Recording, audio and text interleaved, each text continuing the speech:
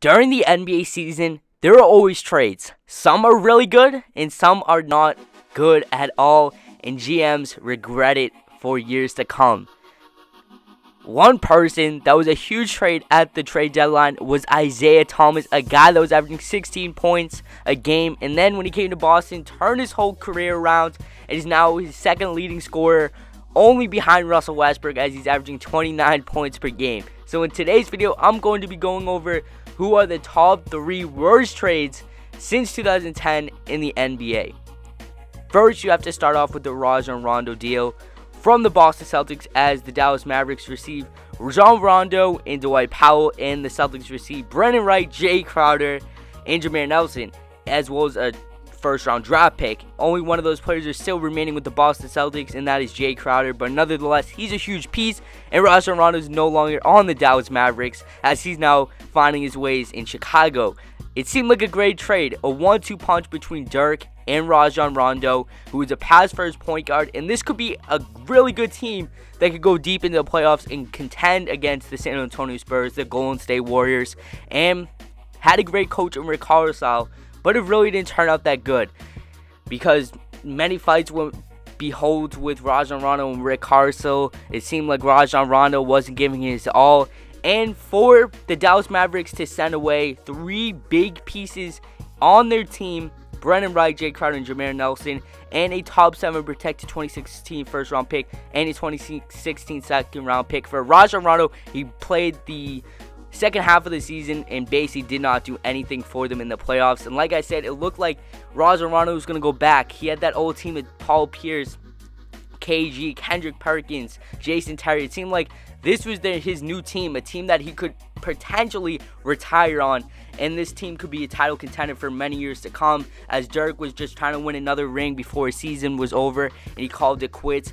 And Mark Cuban and Rick Carlisle tried to do it all, but it just did not work, and Rajon Rondo could have been dealing with players like they have now. Harrison Barnes coming off the wing, who is a very young and talented player. Darren Williams coming off the bench. JJ Barea. Seth Curry, who's coming off the bench, is a great two-way guard.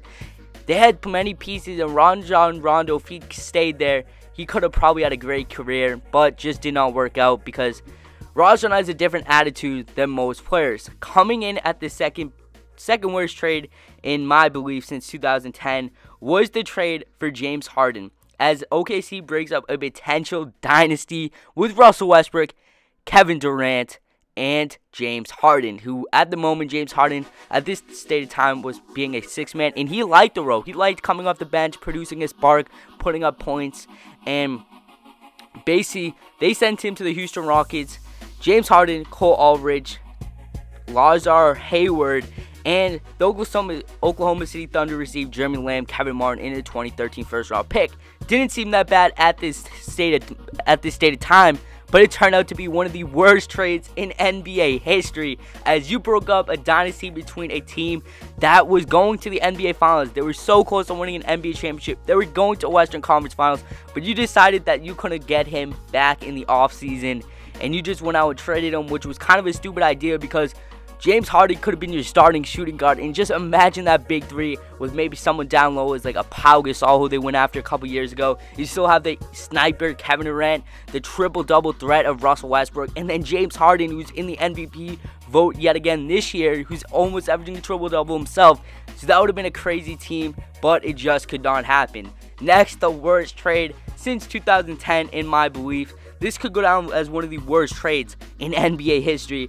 Billy King decides to trade for an old and aging Big 3 of Boston, containing Kevin Garnett, Paul Pierce, Jason Terry, and it just did not work out, as the Boston Celtics received 3 unprotected first-round picks, who have been Terry Rozier, as well as Jaylen Brown, the 2014, 2016, 2018 first-round pick, and a swap in 2017. They also received some players: Chris Humphries, Chris Joseph, Marshawn Brooks, Keith Bogans, and Gerald Wallace. And then Brooklyn received Kevin Garnett, Paul Pierce, Jason Terry, and DJ White, where Kevin Garnett, Paul Pierce basically just went down low. A team that got out of the playoffs in 2013 from the New York Knicks didn't seem like themselves, but some reason Billy King went after this, try to make a dynasty of it, try to win some championships, as Brook Lopez wasn't the player that we've all seen. This team just did not fit well next to each other, as Paul Pierce at times was coming off the bench, KG was coming off the bench. It just wasn't the same big three in Boston as it was here. It wasn't the same big three in Brooklyn as it was in Boston. That heart and soul of the team, it just showed that these players were getting old and they couldn't really contend against the Golden State Warriors, the San Antonio Spurs, and other great teams in the East and Western Conference. And it basically was a disaster, as right now everyone knows what the Brooklyn Nets are going through, a rebuilding phase. Brook is still there. Not too sure why he's still there when they're in that rebuilding phase. An older, moderate center in the league, but it just basically did not work out. It only lasted for 1 or 2 seasons, as Kevin Garnett went back to Minnesota, and then Paul Pierce stayed one more remaining season, and then went off to Washington. So thank you guys for watching. Tell me, guys, if you guys think this is true, but these worst NBA trades. So thank you guys for watching. It's been your boy TK Gamer Tommy, and I'll catch you guys next time. Peace.